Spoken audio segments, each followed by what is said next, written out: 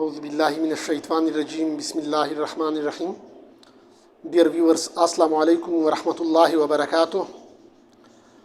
پچھلے درس میں ہم نے سورہ بقرہ کی مضامین کے لحاظ سے اس سورت کی تقسیم اور بڑے بڑے مضامین اس میں جو ذکر ہیں اس کا ہم نے ذکر کیا تھا. آج کے درس میں ہم اسی کو پریویس لیکچر کو ہم کنٹینیو کرتے ہیں. ہم نے جس طرح پچھلے لیکچر میں ہم نے پڑھا تھا کہ سورہ بقرہ ایک مدنی سورت ہے. سورہ بقرہ مدنی سورت ہے، یعنی یہ مدینہ منورہ میں نازل ہوئی جب رسول پاک صلی اللہ علیہ وسلم نے اللہ کے حکم سے مکۃ المکرمہ سے مدینۃ المنورہ ہجرت فرمائی، تو یہ مدینہ منورہ میں سب سے پہلی سورت نازل ہوئی. تو ترتیب نزولی کے لحاظ سے یہ 87 نمبر سورت ہے. ترتیب نزولی 87، یعنی اس سے پہلے 86 صورتیں مکہ مکرمہ میں نازل ہوئی تھی.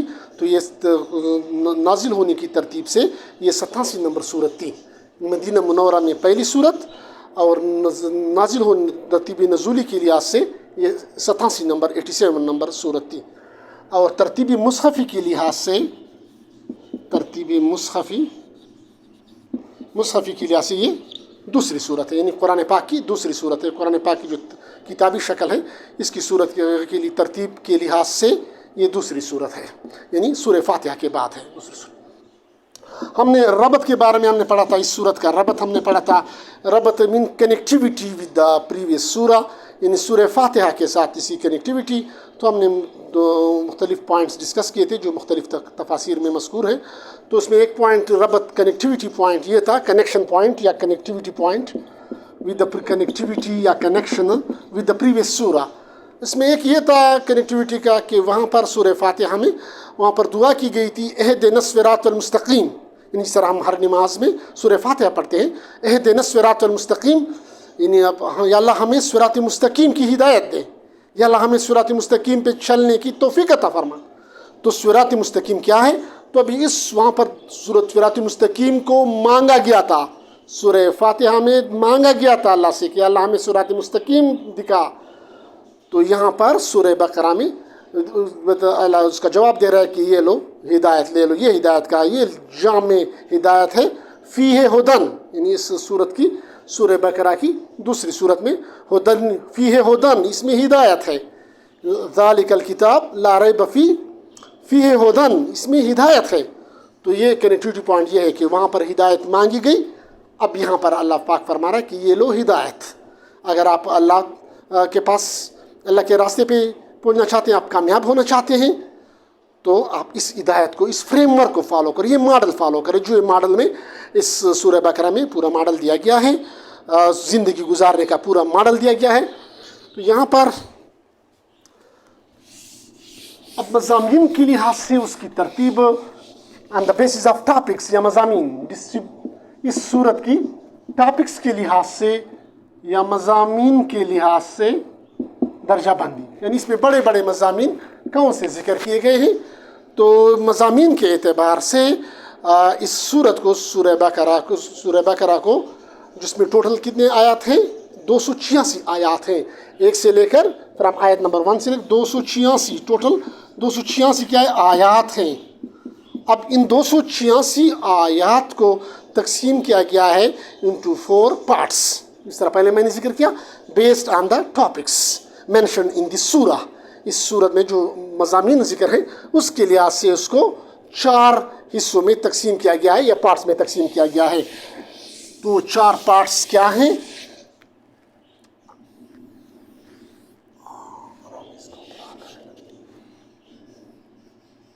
یہ دیکھیں 4 پارٹس میں ڈیوائڈ کریں. ایک حصہ اول یا اس کو کیا کہتے ہیں؟ پارٹ 1. پارٹ 1 اردو میں ہم کہتے ہیں حصہ اول. دوسرا ہے پارٹ 2. پارٹ 2 یا حصہ دوم. تیسرا ہے پارٹ 3 یا حصہ سوم. چوتھا ہے پارٹ 4 یا حصہ 4. یہ 4 حصوں میں تقسیم کیا گیا ہے مضامین کے لحاظ سے. تو یہاں پر ڈسٹریبیوشن آیت نمبر 1 سے لے کر 1 سے لے کر آیت اس طرح آپ چلتے جائیں 1 سے لے کر اس طرح چلتے جائیں موو کریں تو یہاں پر اس پارٹس پہ آیت نمبر 96 تک یعنی انکلوڈنگ 96 1 سے لے کر 96 تک یہ ہے آپ کا یعنی آیت نمبر 1 سے آیت نمبر 96 تک 96 آیت تک یہ پہلا حصہ ہے. اس طرح دوسرا حصہ شروع ہوتا ہے یہاں سے لیٹ سے یعنی یہ ہو گیا 1 to 96 ہو گیا 1 to 96 یہ ہو گیا آپ کا پارٹ 1 آیات کے لحاظ سے. دوسرے جو پارٹ 2 ہے اس کی جو آیات ہے یہ یہاں سے 97 سے شروع ہوتا ہے اسٹارٹنگ فرام 97 سے لے کر 176 تک 176 یعنی اس کا جو رینج ہوا وہ کیا ہوا فرام 97 سے 176 1 سے لے 97 سے لے کر 176 تک یہ ہے پارٹ 2. اس طرح جو پارٹ 3 ہے وہ یہاں سے 177 سے شروع ہو کر 177 سے شروع ہو کر 253 تک یعنی 177 سے 253 تک یہ آپ کا پارٹ 3 ہوا. اس کے چوتھا جو حصہ ہے سورہ بقرہ کا مضامین کے لحاظ سے تو یہ شروع ہو رہا ہے فرام 254 سے آخر تک 286 تک آخر تک یعنی اس کے 254 سے 286 تک یہ ہو گیا کیا ہے پارٹ 4. تو یہ ہو گئے 4 حصوں میں. اب ہر حصے کے اندر مضامین جو بڑے بڑے مضامین ذکر کیے گئے ہیں تو حصے اول کا جو 101 سے 96 تک حصہ ہے پارٹ 1 ہے اس میں جو پہلا جو ٹاپک ہے وہ ہے توحید یا اثبات توحید یا اس کو اثبات توحید یعنی اللہ ذات صفات میں یکتا ہے اس کا کوئی شریک نہیں وحدہ لا شریک ہے. تو یہ تو اثبات توحید اس کا پورا ذکر ہے تفصیلاً اس کی دلائل عقلی سے دلائل نقلی سے اور دلائل وحی سے اس کی مکمل تفصیل دی گئی ہے تاکہ ایک انسان آسانی سے سمجھ سکے. انسان کی جو عقل ہے جو فہم ہے اس طرح انداز میں اللہ پاک نے اس کی ایکسپلینیشن یا وضاحت دی ہے مختلف دلائل کے ساتھ کہ انسان کو سمجھا سکے تاکہ بزور نہیں. اسلام میں جبر نہیں ہے لا اکراہ فی الدین جبر نہیں ہے. اللہ پاک جبر نہیں کرتا وہ آپ کو سمجھاتا ہے. جس طرح ایک ٹیچر آپ کو جب ایک ٹاپک پہ لیکچر دیتا ہے تو اسٹوڈنٹ پہ جبر نہیں کرتا بلکہ اس کو مختلف دلائل سے مختلف آرگومنٹ سے مختلف ایگزامپل سے اور ڈیلی لائف ایگزامپل سے اس کو سمجھاتا ہے تاکہ وہ اس کا ذہن اس کا عقل اس کا شعور یہ بات مان جائے کہ ہاں یہ اسی طرح ہے یعنی 2+2=4. تو اس کو سمجھانے کے لیے پھر وہ ایگزامپل دیتے ہیں کہ لیٹ سپوز یہ 2 ایپلز ہیں اب اس میں 2 ایپلز مزید تو اس کو گن لیں تو کیا بن گئے 4 بن گئے. تو اس طرح اللہ پاک بھی انسان کو سمجھاتا ہے مختلف دلائل کے ذریعے سے وہ دلائل جو انسانی عقل کے لیے قابل فہم ہوتے ہیں. تو اس طرح اللہ پاک اس کو اس توحید کو مکمل طور پر واضح کیا ہے مختلف دلائل سے تاکہ پھر کوئی یہ نہ کہیں بعد میں آخرت میں کہ اللہ ہمیں تو سمجھایا نہیں گیا تھا. تو یہاں پر اللہ پاک اس پہ حجت تمام کرتا ہے. اللہ پاک نے کتابیں بھیجی ہیں قرآن آخری کتاب اس سے پہلے آسمانی کتابیں بھیجی ہیں انسانوں کی ہدایت کے لیے تورات انجیل زبور اور قرآن اور اس طرح تقریباً 100 صحیفے نازل کیے گئے اور اس طرح انبیاء علیہم السلام کا ایک سلسلہ مبعوث فرمایا تاکہ انسانوں کو سمجھا سکے. اس طرح پھر حضرت آدم علیہ السلام سے لے کر حضرت محمد مصطفیٰ صلی اللہ علیہ وسلم جو خاتم النبیین ہے جس پہ نبوت کی اختتام ہوا تو خاتم اس پہ ختم نبوت ہوئی. نبوت کا دروازہ نبی صلی اللہ علیہ وسلم پہ محمد صلی اللہ علیہ وسلم پہ ختم ہوا. تو یہ تمام انبیاء کا جو دعوت تھا جو محور تھا 1,24,000 کم و بیش انبیاء کرام علیہ السلام اللہ پاک نے مبعوث فرمائے. اس سب کا جو محور تھا وہ کیا تھا توحید تھا لا الہ الا اللہ. یہ مخلوق اس نے ہر امت کو یہ دعوت دی ہر نبی نے اپنی امت کو قولوا لا الہ الا اللہ تاسو دعوت اللہ سوا بل څوک معبود نشتا اللہ نے علاوہ بل څوک مشکل کشا نشتا اللہ پاک نے علاوہ بل څوک حاجت روا نشتا اللہ پاک نے علاوہ بل څوک علم الغیب نشتا. نو دا اللہ پاک په ذات په صفات کې یکتا ده خدای توب صفاتو کې یکتا ده وحده لا شریک ده بل څوک شریک نشته سره نه په ذات کې نه په صفات کې. نو دا محور دا توحید محور توحید وہ. نو اس باب کے اس باب میں یہ توحید کا واضح کیا گیا ہے اسی کے ساتھ جو دوسرا مضمون ہے یا ٹاپک ہے وہ ہے ایمان بالآخرہ. ایمان بالآخرہ یعنی آخرت پہ ایمان. دوسرا ٹاپک ایمان بالآخرہ ہے اسی پارٹ میں. یعنی مرنے کے بعد انسان ختم نہیں ہوتا, وہ فنا نہیں ہوتا, بلکہ وہ اس کی ٹرانزیکشن ہو جاتی ہے, ایک عالم سے دوسرے عالم میں وہ ٹرانسفر ہو جاتا ہے. یعنی پہلے انسان کو اللہ پاک نے پیدا کیا عالم ارواح میں, پھر اس کو ماں کے پیٹ رحم میں بھیجا, اس کے بعد پھر اس دنیا میں آ گیا, نیکسٹ ٹرانزیکشن اس دنیا میں, پھر اس کے بعد اگلی ٹرانزیکشن اس کی عالم برزخ میں, موت کے بعد اس کی عالم برزخ میں جا رہا ہے. پھر اس کے بعد عالم برزخ کے بعد قیامت ہے, وہاں پر پھر دوبارہ سب کو اٹھایا جائے گا, یہی جسم کے ساتھ جسم دیا جائے گا اور دوبارہ روح آئے گی اس میں جسم میں, دوبارہ اس کو اٹھایا جائے گا. تفصیل قرآن میں مذکور ہے اس کا حال. تو یہاں پر وہ جو عالم برزخ قیامت ہے, قیامت کے بعد پھر جنت اور جہنم. تو یہ جو ہے نا اس پہ ایمان رکھنا, ایمان دل سے ایمان, ایک اقرار ہوتا ہے اور ایک ہوتا ہے دل سے اس کی تصدیق کرنا. تو یہ کیا ہے, توحید پہ ایمان, اور دوسرا ایمان بالآخرہ, دوسرا مضمون یہ ہے. اس پارٹ 2 کا جو مضمون ہے, یعنی اس کے پارٹ 2 کا یا اس کے لحاظ سے یہ تیسرا مضمون ہوا, اور یہاں پر اس دوم کا پہلا وہ ہے رسالت, صداقت رسول یا رسالت کہہ سکتے ہیں. اس کو رسالت یا صداقت الرسول بھی کہتے ہیں, صداقت الرسول.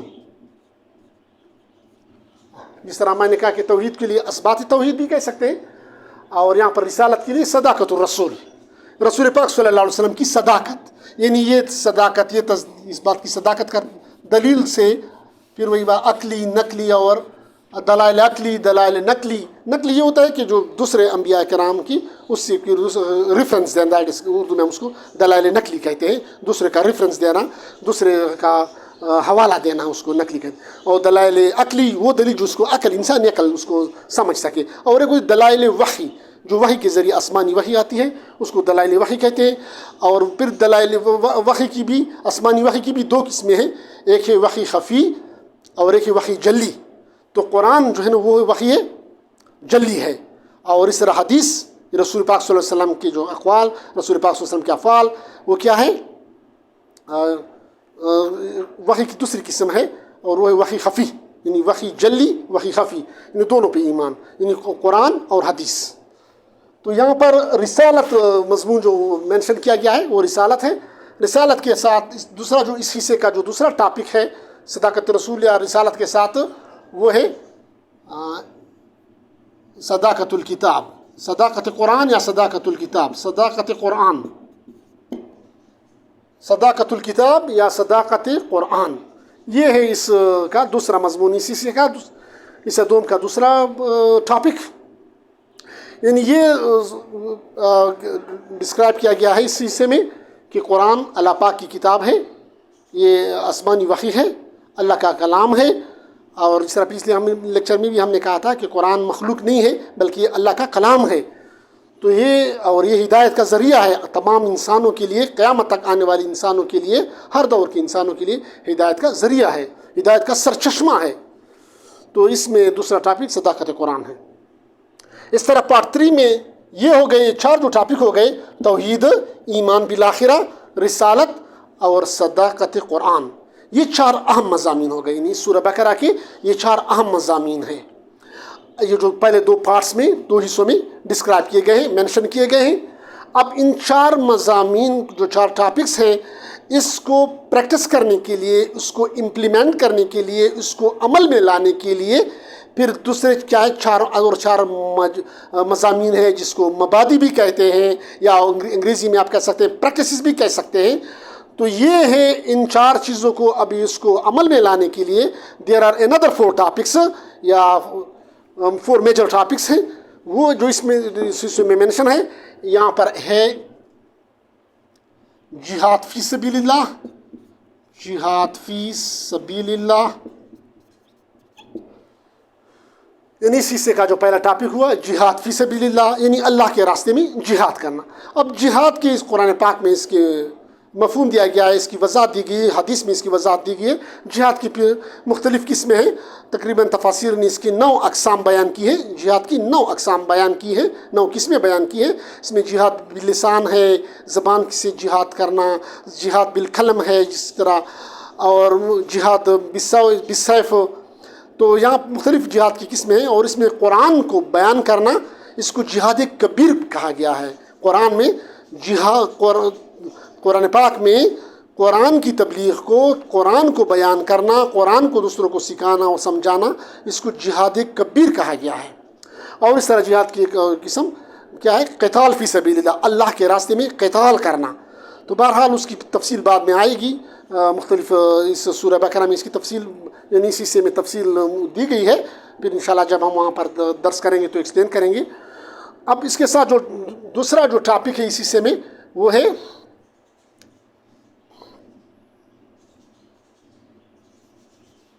تنظیم یا نظم و ضبط۔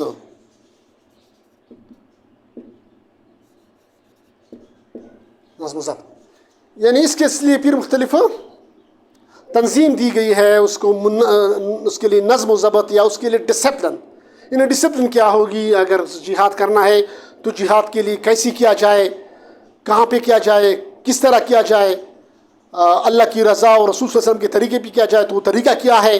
اس طرح what to do before جہاد، جہاد سے پہلے کیا کیا جائے، یعنی پلاننگ فیز میں کیا کرنا چاہیے۔ what to do during جہاد، پھر جہاد کے دوران کیا کیا جائے، and what to do after جہاد، اور جہاد کے آخر میں کیا کیا جائے، یعنی پوسٹ، جس طرح ہم کہہ سکتے ہیں پری ڈیورنگ، یعنی پہلا پری فیز یا پلاننگ فیز ہوا، دوسرا ڈیورنگ فیز ہوا، یا آپ کہہ سکتے ہیں کنڈکشن فیز ہوا، اور تیسرا کیا پوسٹ فیز، یعنی اس کا آخر میں پھر کیا کرنا ہے۔ تو یہ جہاد کی چاہے جتنی بھی قسمیں ہیں، اس کے لیے پھر نظم و ضوابط دی گئی ہے کہ اس کا کیا۔ تو یہ وہاں پر اس صورت میں آیت میں 177 سے لے کر 253 تک وہاں پر تفصیل دی گئی ہے، اور اس طرح مزید تفصیل سورۃ انفال میں اس کی تفصیل دی گئی ہے۔ نیکسٹ جو ٹاپک ہے اس کا انفاق فی سبیل اللہ، انفاق فی سبیل اللہ، اللہ کے راستے میں خرچ کرنا، انفاق۔ تو یہ ہو گیا اس حصے کا پہلا ٹاپک، اور ٹوٹل سورہ بقرہ کی لحاظ سے یہ 7واں ٹاپک ہوا۔ تو یہاں پر انفاق فی سبیل اللہ، اللہ کے راستے میں خرچ کرنا۔ تو خرچ کرنا پھر اس کی مختلف کیٹیگریز ہیں، یعنی بعض فرض ہیں، بعض واجب ہیں، بعض نفل ہیں، یعنی نفلی صدقات۔ یعنی فرض کی مثال جس طرح زکوٰۃ ہے، وہ فرض ہے، یعنی مالی عبادت ہے، اور اس کی کیٹیگری کیا ہے؟ فرض ہے، یعنی اگر نہ کیا تو آپ گناہ گار ہوں گے۔ اس طرح بعض واجب ہے، یعنی عید کی قربانی ہے، عید الاضحیٰ کی قربانی ہے تو یہ واجب ہے، اپنے عبدانہ کی تو گناہ گار ہوں گے۔ اس طرح اور اس کی قسمیں ہیں، سرسایہ ہے، فدیہ ہے، یا نفلی صدقات ہیں۔ تو یہ جو ہے نا اس کی کیسے کرنا ہے، کب کرنا ہے، تو اس کے لیے پھر اگلا ٹاپک ہے آداب ہے۔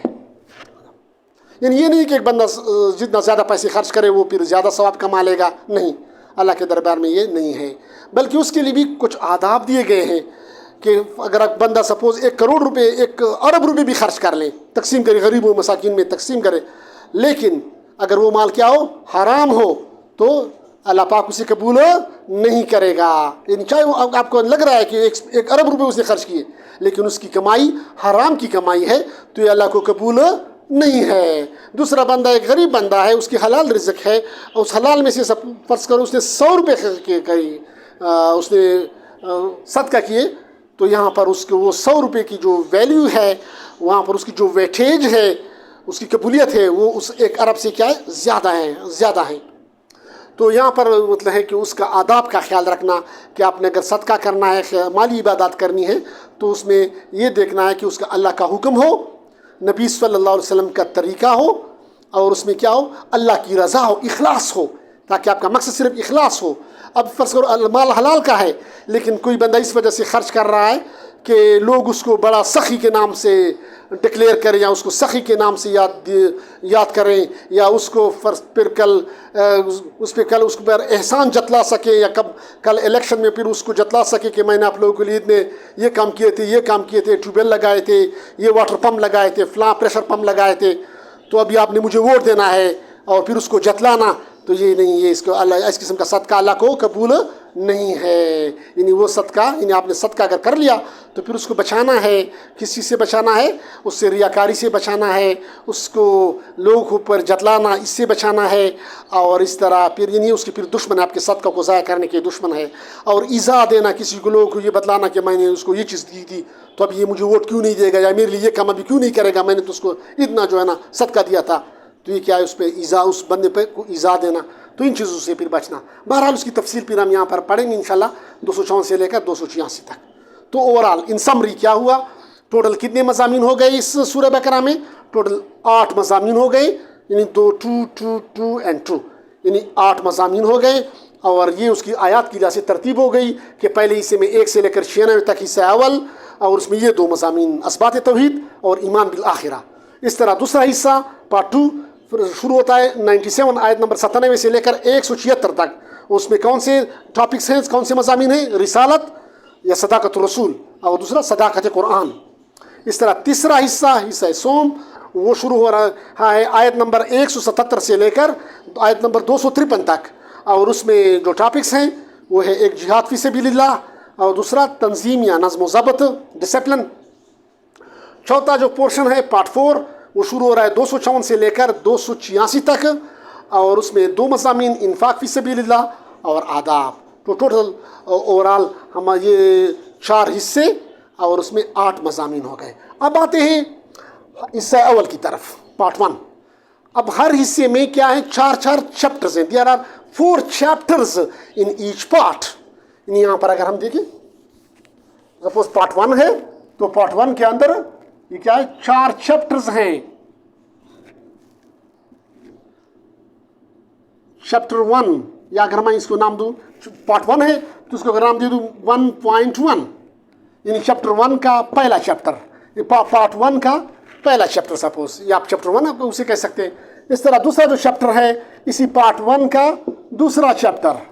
اس طرح تیسرا پارٹ 1 کا تیسرا چیپٹر، اور یہ پارٹ 1 کا چوتھا چیپٹر. تو مطلب یہ 4 چیپٹرز ہو گئے اس پارٹ کے. یہ پارٹ ہو گیا، یہ چیپٹرز ہو گئے. ٹوٹل چیپٹرز یا باب، اردو میں باب کہتے ہیں باب، اور انگلش میں چیپٹر کہتے ہیں چیپٹر. تو کتنے ہو گئے؟ 4 چیپٹرز ہو گئے، 1 2 3 4. اس طرح اس میں بھی 4 پارٹ 2 میں بھی 4 چیپٹرز ہو گئے.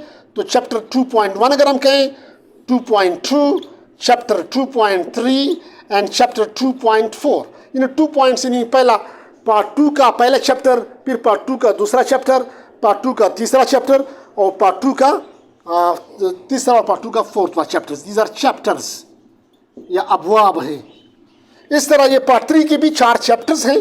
تو اس طرح اگر ہم پارٹ 3 ہے تو ہم 3.1، 3.2، 3.3 اینڈ 3.4. یہ اس کے چیپٹرز ہو گئے. یہ چیپٹرز ہو گئے 1 2 3 4 آف دس پارٹ 3. اس طرح پارٹ 4 کے اس کے بھی 4 چیپٹرز ہیں.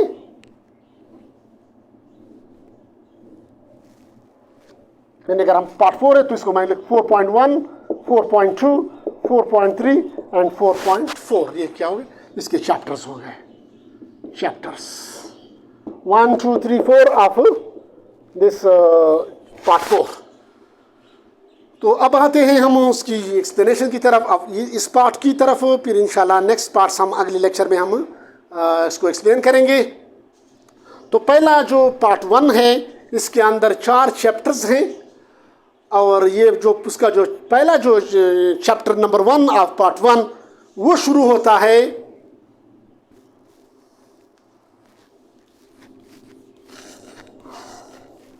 اس کی آیات کی ڈسٹریبیوشن کے لحاظ سے. اگر ہم کہیں تو اس طرح جو 1.1 ہے، یہ چیپٹر نمبر 1 وہ شروع ہوتا ہے آیت نمبر 1 سے لے کر آیت نمبر 20 تک. آیات ہیں، آیات 1. یعنی پارٹ 1 کا جو پہلا چیپٹر ہے دیٹ از کمپوزڈ آف آیات فرام 1 to 20، 1 سے لے کر 20 آیات پہ مشتمل ہے چیپٹر نمبر 1. اس کا جو چیپٹر نمبر 2 ہے وہ شروع ہو رہا ہے آیات نمبر 21 سے 39 تک. یہ اس کا دوسرا ہے पोर्शन है, यानी उसका दूसरा पोर्शन, दूसरे चैप्टर, इसके आयत जो है चैप्टर 2 मुश्तमिल है आयत पे, आयत नंबर 21 से लेकर 39 तक। और तीसरा जो चैप्टर है वो मुश्तमिल है आयत नंबर 40 से लेकर आयत नंबर 48 तक, 48 तक, 40 से लेकर 48 तक, ये उसका तीसरा चैप्टर है। इस तरह जो नेक्स्ट पार्ट है चैप्टर 4 है वो 49 से शुरू होकर, यहाँ पर हमने लिखा था आखिर कहाँ पर एक पार्ट ख़त्म हो रहा है, 96 पे ख़त्म हो रहा है, तो 96 तक ये उसका है, ये है चौथा चैप्टर। तो ये हो गए उसके 4 चैप्टर्स ऑफ द पार्ट 1। अब चैप्टर नंबर 1 का जो दावा है या मुद्दा है या उसका जो थीम है वो क्या है? वो नंबर 1 जो है उसका थीम है वो तमहीद है। चैप्टर 2 यानी 1.2 पार्ट 1 का जो दूसरा चैप्टर है उसका जो मुद्दा है वो क्या है? तौहीद है। उसमें तौहीद का मुकम्मल मुतदल जवाब दलालों के साथ उसको एक्सप्लेन किया गया है। तो अब आते हैं इस तरह फिर मज़ीद की तरफ आते हैं। पहला जो है उसका 1 to 20 तमहीद, सूरह बकरा का जो पार्ट 1 का जो चैप्टर नंबर 1 है दैट इज़ कंपोज्ड ऑफ आयत नंबर 1 to 20। तो इसमें तमहीद है, क्योंकि यहाँ पर सूरह शुरू हो रही है, इब्तिदा हो रही, तो उसकी तमहीद शुरू हो रही है, स्टार्टिंग पॉइंट है। तो यहाँ पर फर्स्ट में क्या है? अलिफ लाम मीम, आयत नंबर फर्स्ट, ये क्या है? हरूफ मुक़त्तिआत है। हरूफ मुक़त्तिआत आज हम ये चैप्टर 1 एक्सप्लेन करने जा रहे हैं। तो हरूफ मुक़त्तिआत क्या है?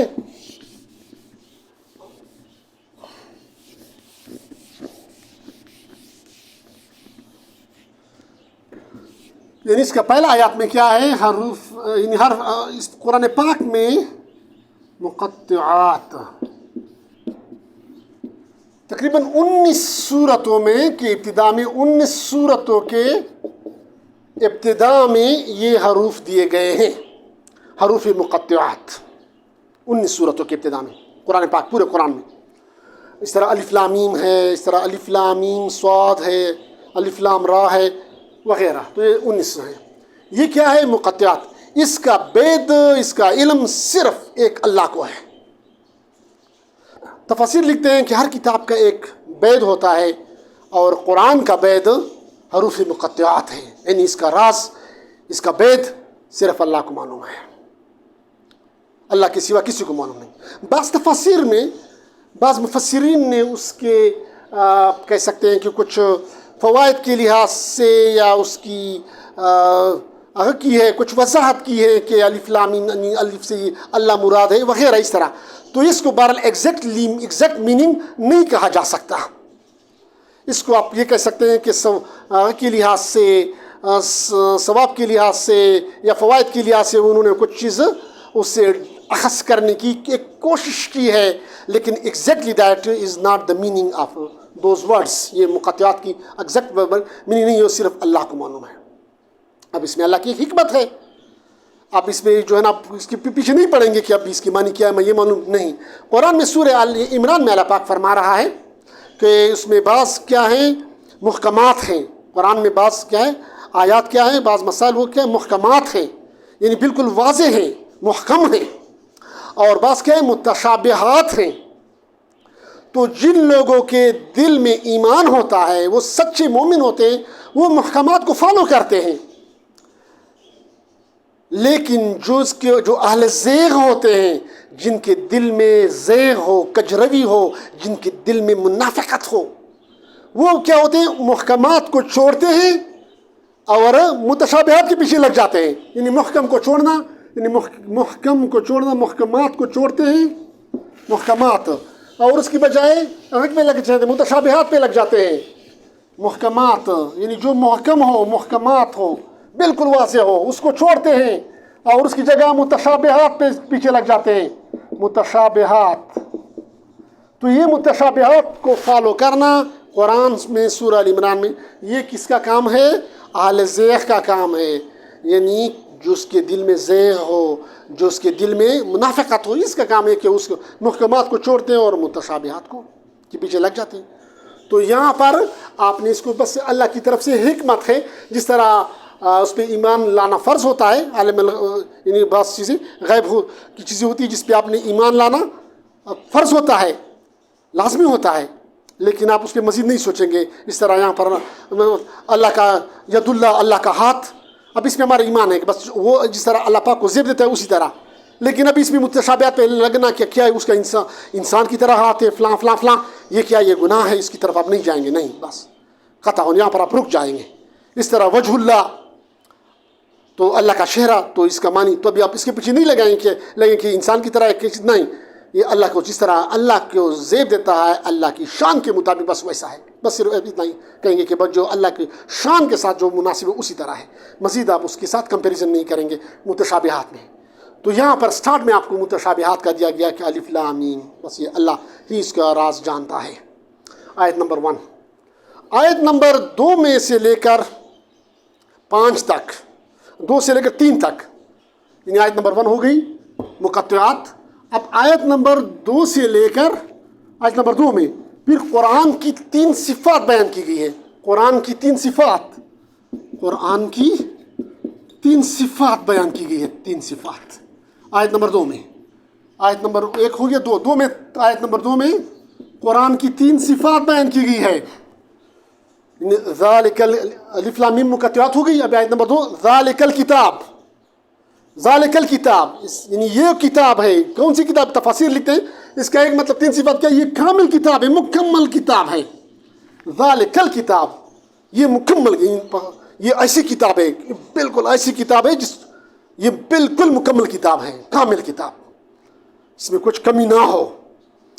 दूसरे मुफस्सिरीन ये देते हैं ज़ालिकल किताब, क्योंकि पिछले किताबों में, आसमानी किताबों में कुरान पाक की और मोहम्मद रसूलुल्लाह सल्लल्लाहु अलैहि वसल्लम की बशारत दी गई थी कि आखिरी नबी आएगा, मोहम्मद रसूलुल्लाह, उस पर वो ख़ातमुन नबिय्यीन होगा और उस पर कुरान एज आखिरी किताब नाजिल होगी और उस पर बाकी सारे आसमानी किताबें मनसूख होंगे, यानी सिर्फ कुरान क़यामत तक फिर अगर रहेगा, उस पर अमल और उस पर ईमान रखना फ़र्ज़ होगा। तो ये क्या ज़ालिकल किताब, यानी ये वही किताब है जिसका पिछली किताबों में वादा किया गया था, ये वही किताब है, वही काम जिसका पिछली किताबों में इसकी बशारत दी गई थी, ये वही कामिल किताब है। दूसरी सिफत, यानी एक सिफत होगी कामिल किताब, दूसरी ला रैब फीह, ला रैब फीह, जिसमें कोई शक ना हो, शक की गुंजाइश ना हो, शक से पाक हो, शक से बालातर हो, ला रैब फीह, यानी एक ऐसी किताब जिसमें कोई शक नहीं। शक से क्या मतलब, यानी अब इसके मज़ामीन के लिए कोई ऐसी किस्म मज़ामीन हो जो उसको लोगों को उसमें उसको प्रूव न किया जा सके या वो गलत हो। किसी किताब में कोई बंदा, एक साइंटिस्ट होता है, एक रिसर्च पेपर लिख लेता है, एक रिसर्च बुक लिखता है, अब 1-2-3 साल के बाद दूसरा रिसर्चर आ जाता है, उसको गलत साबित कर देता है, क्योंकि इसमें ये जो चीज़ थी वो गलत थी, ये मेंशन जो की गई थी वो कम थी, या उसको एक्सपेंड कर जाता है कि उसमें वो कमी थी, अभी मैंने उसको क्या की, इम्प्रूव की, उसमें मज़ीद मैंने एडिशन की, दूसरा रिसर्चर कहता है।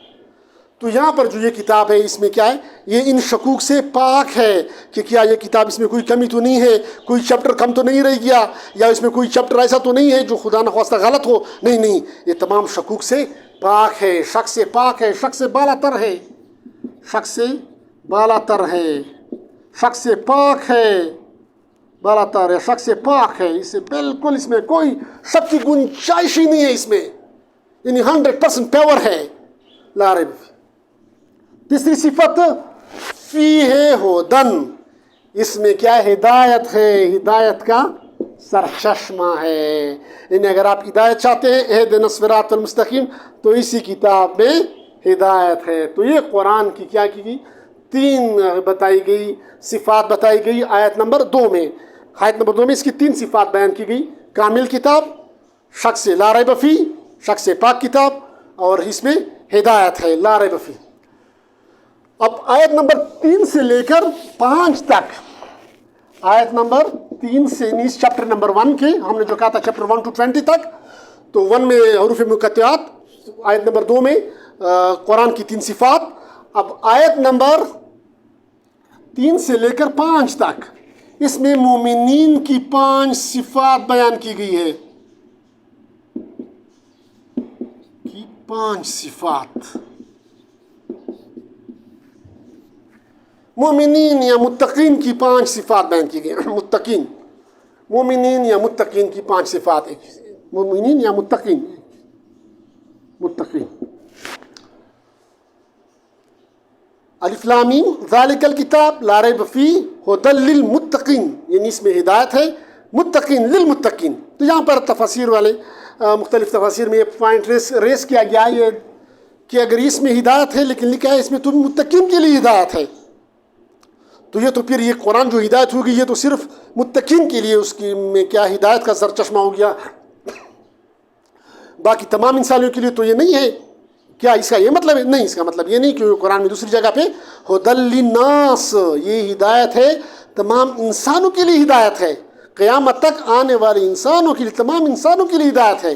لیکن یہاں پر جو متقین کا ذکر کیا گیا ہے اس کا مطلب یہ ہے کہ اگرچہ یہ قرآن ہدایت ہے، یہ روشنی ہے، یہ نور ہے، لیکن اس سے فائدہ کون لوگ اٹھائیں گے؟ فائدہ صرف مومنین یا متقین. متقین من اللہ سے ڈرنے والے. اللہ سے ڈرنے والے کیا مطلب؟ پرہیزگار. پرہیزگار پرہیز کرنے والے. کس چیز سے پرہیز کرنا؟ ہم کہتے ہیں یہ پرہیزگار ہے، پرہیز کرنا. متقی ہے پرہیز، جو نواہی ہے اللہ پاک نے جس سے منع کیا ہے کہ یہ نہ کرو، اس سے اپنے آپ کو بچاتے ہیں، اس سے اپنے کپڑوں کو بچاتے ہیں، اس طرح اپنے اعمال کو اس چیزوں سے بچاتے ہیں جس پہ اللہ ناراض ہوتا ہے. یعنی دینداری کیا ہے؟ یعنی اللہ کے اوامر پہ عمل کرنا، اللہ کے اوامر پہ عمل کرنا، اللہ کے احکام پہ عمل کرنا، اللہ کے رسول صلی اللہ علیہ وآلہ وسلم کے بتائے ہوئے طریقے پہ، اور ساتھ نواہی جن چیزوں سے منع کیا ہے اسے منع ہونا. یہ چیز حرام ہے تو اسے رک جاؤ، یہ بے پردگی حرام ہے تو اسے رک جاؤ، حرام کمانا منع ہے تو اسے رک جاؤ، اس طرح غیبت حرام ہے اسے رک جاؤ، اسے منع ہو جاؤ، دوسروں کا مال نہ کھاؤ، نہ حق مت کھاؤ، یہ کسے رک جاؤ، ایسا نہ کرو، حقدار کو اس کا حق دے دو، یہ حکم ہے اللہ کا، کیسا کر لو تو آپ نے اسے کرنا ہے. تو یہاں پر کیا ہے؟ متقین وہ لوگ ہیں جو کہ اللہ سے ڈرنے والے، پرہیزگار لوگ، اللہ سے ڈرنے والے، پرہیز کرنا، نواہی سے پرہیز کرنا اور اوامر پہ عمل کرنا. تو اب اس کی 5 صفات یہ بیان کی گئی ہے آیت نمبر 3 سے لے کر 5 تک. اس کے بعد آیت نمبر 6 سے لے کر آیت نمبر 6 سے لے کر 8 تک اس میں پھر 3 سے لے کر 5 تو ہو گئے وہ مومنین کی صفات. اچھا وہ 5 صفات کیا ہیں؟ اس کے بعد پھر آ گیا کفار کی خباثتیں یا کافر لوگوں کی کہہ سکتے ہیں اس کی پہچان یا اس کی خباثت یا اس کے امراض. اور اس کے بعد آ گیا ہے اس کی ہے منافقین. یعنی یہاں پر جب یہ آسمانی وحی آ گئی تو لوگ 3 گروہ میں تقسیم ہوں گے. 3 گروہ، انسان 3 حصوں میں تقسیم ہوں گے. انسان وہ 3 حصوں میں تقسیم ہوں گے. ایک ہو گئے مومن، دوسرا ہو گیا کافر، تیسرا ہو گیا منافق. یعنی جب وحی آ گئی تو انسان جو ہے وہ ایک جیسے نہیں رہیں گے. اب اس کی یعنی اس میں جوڑ نہیں رہے گا. جوڑ کیا ہو جائے گا؟ وہ ختم ہو جائے گا، توڑ آئے گا. جب حق آئے گا تو حق کے ساتھ کیا آئے گا؟ بظاہر دن ایک معاشرہ ہے، ایک سوسائٹی ہے. اب یہاں پر حق آ گیا، قرآن و سنت آ گیا، تو یہاں پر کیا ہوگا؟ انسان سارے ایک جیسے نہیں رہیں گے. اب اس میں اختلاف پیدا ہوگا. اب اس اختلاف کے بیس پہ کیا ہوں گے؟ یہ 3 حصوں میں تقسیم ہوں گے. ایک کو کہیں گے مومن، ایمان لانے والے، وہ اس پہ اس حق پہ قرآن و سنت پہ لبیک کہنے والے، اس پہ عمل کرنے والے، اس کو اقرار باللسان و تصدیق بالقلب، زبان سے اس کا اقرار کرنا اور دل سے اس کی تصدیق کرنا. یہ لوگ ہیں مومن. دوسرے کافر، جو زبان سے بھی انکار کرتے ہیں کہ ہم نہیں مانتے، میں نہیں مانتا، میں نہیں مانتا، ایسا نہیں ہے، نہیں مانتا. دلائل سے انکار کرنا، آنکھیں بند کرنا کہ بس یہ سورج روشنی آ جائے وہ آنکھیں بند کر دے، نہیں مجھے کوئی روشنی نہیں ہے. انکار کرنا بالکل عین دن کا دن ہے، سورج کی روشنی ہے اور وہ کہہ رہا ہے کہ نہیں یہ روشنی نہیں ہے. تو یہ کیا ضد کی وجہ سے کہہ رہا ہے، عناد کی وجہ سے کہہ رہا ہے، بغض کی وجہ سے کہہ رہا ہے کہ روشنی نہیں ہے. حالانکہ سارا جہان کہہ رہا ہے کہ روشنی ہے، ابھی تو دن ہے، اجالا ہے، لیکن یہ کوئی جو اس کے دل میں بغض ہے وہ کہہ نہیں نہیں مجھے تو نظر نہیں آ رہا ہے روشنی. تو یہ کیا اپنے بغض کی وجہ سے وہ کہہ رہا ہے، اپنے انٹرنل کی وجہ سے، غصے کی وجہ سے، بغض عناد کی وجہ سے کہہ رہا ہے. تو وہ لوگ جو زبان سے بھی انکار کرتے ہیں اور دل سے بھی انکار کرتے ہیں اس کو کیا کہتے ہیں؟ کافر کہتے ہیں. तीसरी कैटेगरी क्या है? मुनाफिक की है। मुनाफिक का इकरार है, इकरार ज़बान से वो कहता है, इकरार बिलिसान, इकरार करते हैं ज़बान से कि हम क्या है, मुसलमान है, हमने ईमान लाया है, ज़बान से कहते हैं। नमाज भी पढ़ते हैं लोग के सामने, नमाज भी पढ़ते हैं, टोपी लगाते हैं, दाढ़ी रखते हैं कि हम क्या है, हमने ईमान लाए हैं, हम मुसलमान हैं, लेकिन उसका क्या है, दिल में तस्दीक नहीं है, तस्दीक बिलकल्ब, दिल में तस्दीक नहीं है।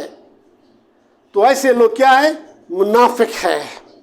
और यही लोग क्या है, बदतरीन लोग हैं। मुनाफिक क्या है, बदतरीन लोग हैं। इसी वजह से यहाँ पर इसकी क्या है, निशानियाँ बताई गई है, 15 खबासतें या निशानियाँ बताई गई है। मोमिन की 5 सिफात, मोमिन को पहचानने के लिए यहाँ पर 5 सिफात का जिक्र है। 5 सिफात इस चैप्टर में, मोमिन के 5 सिफात, काफिर के 3 खबासतें, जबकि मुनाफिक की 15 खबासत या अमराज, खबासतें या अमराज, 15 खबासी। ये सबसे ख़तरनाक ये है।